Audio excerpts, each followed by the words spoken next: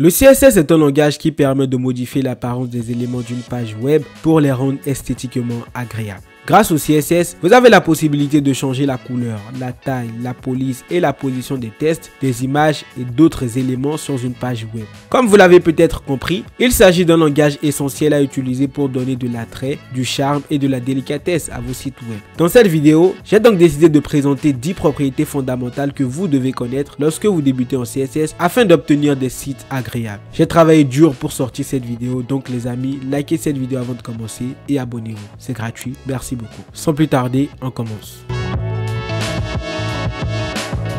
Les sélecteurs CSS permettent de cibler les éléments HTML. Alors, en général, il y a 3 types de sélecteurs. Il y a les sélecteurs qui représentent directement le nom des balises HTML et les 2 autres types de sélecteurs sont les ID et les classes. Par exemple, ici dans mon code HTML, nous avons 2 divs. Une div ayant pour ID mon ID et une autre ayant pour classe ma classe. Et dans mon code CSS, j'ai sélectionné la div ayant pour ID mon ID en mettant dièse mon ID et j'ouvre les parenthèses puis je mets le code CSS. En ce qui concerne la div ayant pour classe ma classe, vous faites .ma classe. Donc ce qu'il faut retenir, c'est que pour sélectionner un élément grâce à son ID, vous faites dièse le nom de l'ID et pour sélectionner un élément grâce à sa classe, vous faites point le nom de la classe.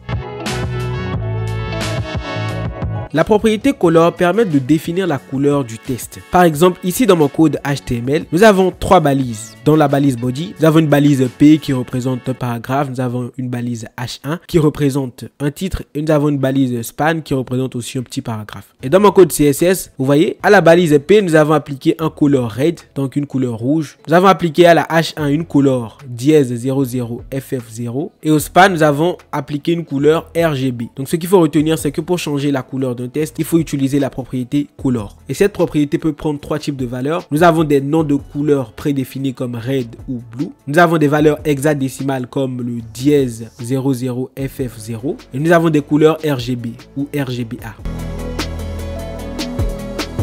Alors cette prochaine propriété, je pense que vous la connaissez, c'est la propriété qui permet de changer la couleur d'arrière-plan. Alors c'est la propriété background color ou parfois on écrit tout simplement background. Dans mon code HTML, nous avons une div de classe container et cette div contient un titre H1 et un paragraphe P ayant pour classe box. Et pour le container, j'ai mis une couleur d'arrière-plan qui est de dièse F0 F0 F0. Vous voyez, nous avons cette couleur là. Pour le H1, j'ai mis une couleur d'arrière-plan rouge. Vous voyez, et pour le box, une couleur verte en utilisant RGB comme je vous l'ai dit tout à l'heure. Donc ça fait partie des propriétés de base à connaître. C'est une propriété très facile à maîtriser. Vous avez juste à le retenir, c'est tout. Alors pour changer la police d'écriture d'un élément HTML, on utilise la propriété font family. Vous voyez au niveau de H1P et custom font, j'ai mis à chaque fois font family. Et vous avez remarqué, à chaque fois je mets 2 ou 3 valeurs à font family. Alors sachez que la première valeur est la valeur par défaut. Et si cette valeur là n'est pas disponible, la deuxième valeur prendra le relais. Donc elle sera la valeur par défaut. Donc un exemple au niveau de H1 par exemple, nous avons Arial. Donc je veux vraiment que ça soit Arial la police d'écriture. Mais si ce n'est pas disponible, sans serif sera la police d'écriture. Et ainsi de suite.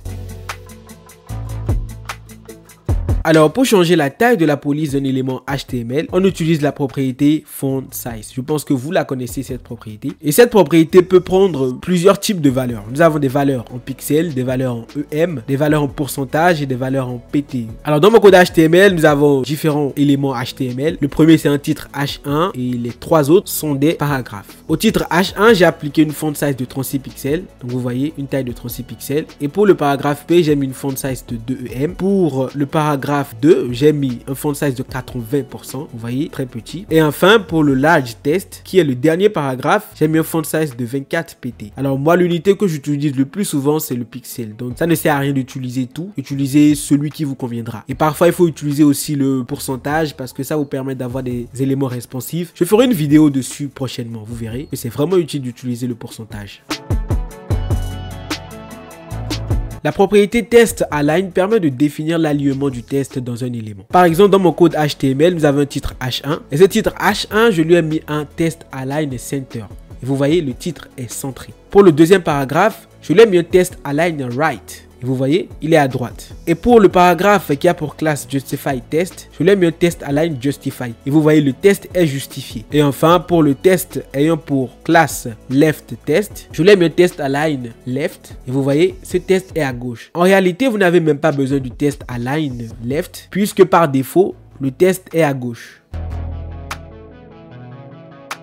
Alors la marge externe représente le margin. Ça définit l'espace autour d'un élément. En gros, ça permet de déplacer un élément sur une page HTML. Alors par exemple, nous avons 3 divs dans notre code HTML, chacun ayant pour classe exemple 1, exemple 2, exemple 3. Pour l'exemple 1, je l'ai mis un margin de 70 pixels. Donc ce qu'on définit là, c'est qu'on veut que en haut, on ait un espace de 70 pixels, à gauche 70 pixels, à droite 70 pixels et en bas 70 pixels. Pour l'exemple 2, vous voyez, j'ai mis deux valeurs. J'ai mis un margin de 10 pixels et un margin de 120 pixels. Donc ce que je définis là, c'est que je veux que en haut et en bas, on ait un margin de 10 pixels, donc un espace de 10 pixels, et à gauche et à droite, je veux un espace de 120 pixels. Vous voyez? Donc quand on met deux valeurs, la première valeur représente la marge du haut et du bas, et la deuxième valeur représente la marge de la gauche et de la droite. Pour l'exemple 3, avec 4 valeurs, j'ai mis d'abord un margin de 200 pixels, donc la première valeur représente le haut. Donc j'ai dit je veux un espace de 200 pixels, donc vous voyez, à gauche de 20 pixels, à droite de 200 pixels, donc là ça ne va rien donner en vrai, et en bas de 40 pixels. Donc en gros, ce qu'il faut retenir, c'est que ça permet de déplacer un élément HTML.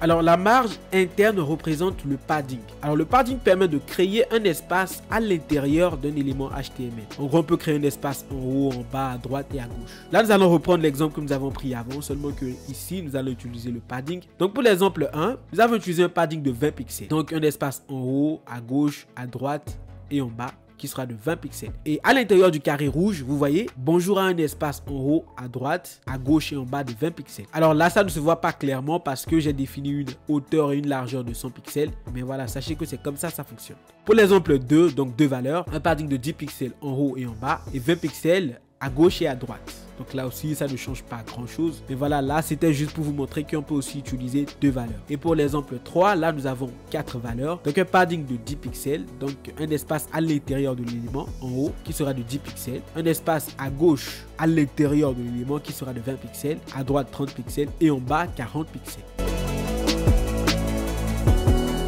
Alors ensuite, pour mettre une bordure à un élément HTML, alors vous utilisez la propriété border. Déjà dans mon code HTML, j'ai une div qui contient bonjour. Et dans le code CSS, vous voyez, j'ai appliqué une border de 2 pixels solide dièse 33. Alors, la première valeur de border, qui est 2 pixels, représente l'épaisseur de la bordure. Ensuite, la deuxième valeur, solide, représente en gros, est-ce que cette bordure-là sera solide? Est-ce qu'elle sera dotted ou dashed? Là, on veut une bordure linéaire, donc on utilise solide. Et la troisième valeur, c'est la couleur de la bordure. Voilà, là j'ai utilisé une couleur hexadécimale, donc dièse 333.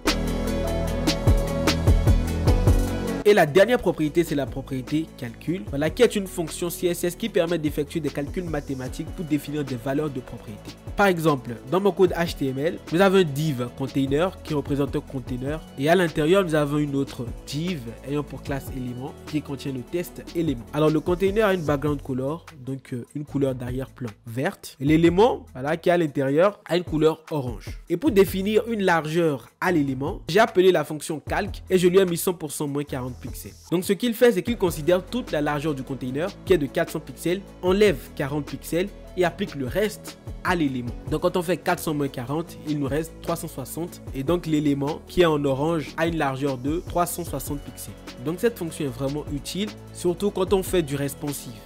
Et sachez que vous pouvez utiliser la fonction calc pour diverses propriétés CSS. Nous avons le width, le margin, le padding, le top, le font size, le border width, etc.